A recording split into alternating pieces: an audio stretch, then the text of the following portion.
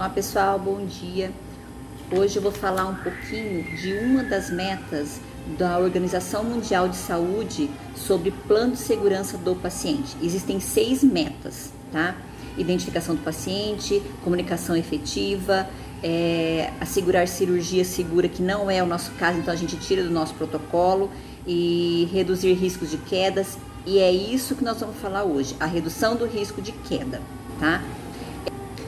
Este protocolo pretende reduzir a ocorrência de queda, identificando os fatores do ambiente que estão relacionados ao incidente.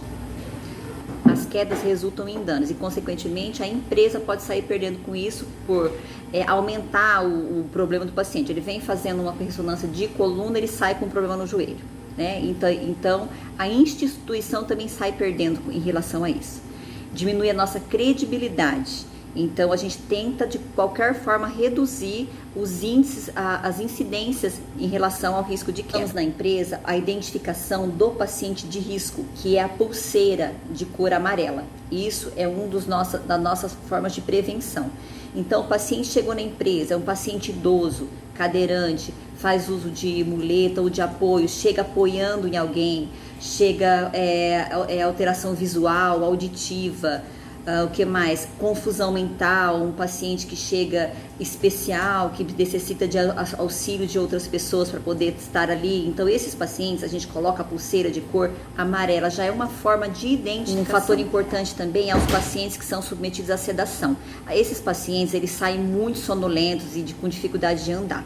Isso cabe a qualquer pessoa, eu estou falando não só em relação à enfermagem, tá? Eu estou falando em relação a todas as pessoas. Eu vi que aquele paciente está com dificuldade, auxilia, ajuda, oferece uma cadeira na recepção. Se eu percebi que o paciente, além de colocar a pulseira de identificação, oferece uma cadeira de rodas, que tem bastante nas clínicas, e oferece apoio. A gente se sensibilizar em relação a tudo, não só o pessoal da enfermagem ou técnica em radiologia, controlador de acesso, recepção, zeladoras que estão o tempo inteiro ali perto do pessoal, oferece ajuda ou sinaliza que ele precisa.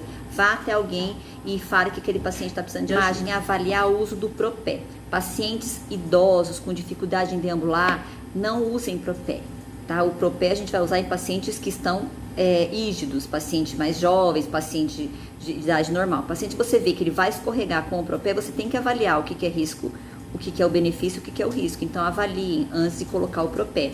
Se o propé vier com qualidade ruim, liso demais, avisa o pessoal do compras para poder melhorar a qualidade desse propé.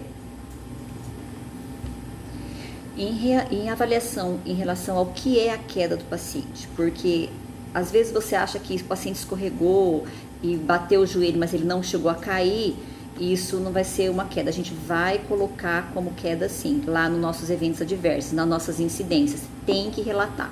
Porque a gente vai, em cima dessas incidências, em cima desses relatos, dessas notificações, a gente vai melhorar aquilo que levou o paciente a cair. É através disso que nós vamos fazer um estudo para conseguir melhorar o ambiente, para que isso não aconteça novamente. Entre elas, o paciente, em relação ao paciente, estou passando o paciente de uma maca para outra, ele escorregou, quase caiu, eu tive que segurar esse paciente, então esse paciente já entra como índice na queda, tá? E se eu tive que amparar, se teve o risco de quase cair, ele já é motivo de notificação. Então, a queda, ela é caracterizada como? É o deslocamento do corpo não intencional no nível inferior à posição inicial, com a incapacidade de correção em tempo hábil, provocando circunstâncias multifatoriais que comprometem a estabilidade do paciente. Existem inúmeras escalas para poder ajudar a gente nesse processo de identificação de risco.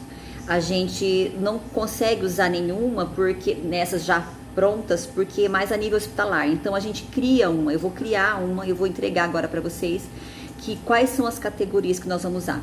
Paciente idoso, paciente que faz uso de muletas ou de ajuda para entrar, ou apoio para entrar na empresa, na clínica, esse é um paciente de risco.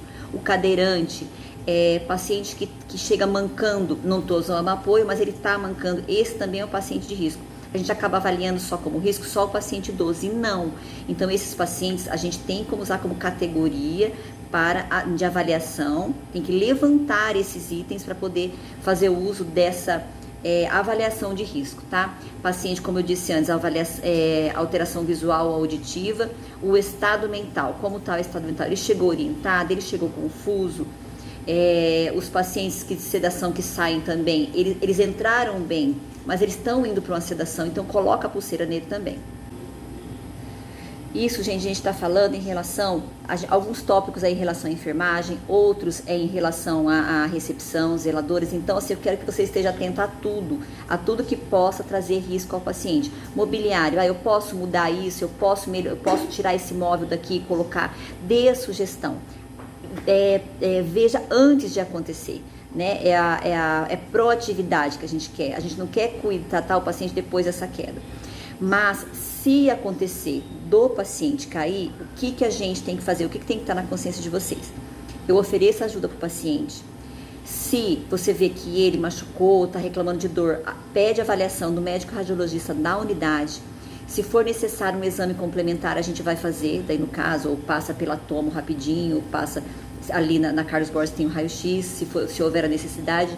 Se houver a necessidade de auxílio ainda maior, a gente tem o suporte do Univida, que é para levar para um hospital mais próximo, ou até mesmo para o municipal, se tiver plano de saúde, para um possível tratamento posterior. Nós nunca tivemos um caso assim na empresa, mas vocês têm que ter ciência do que fazer.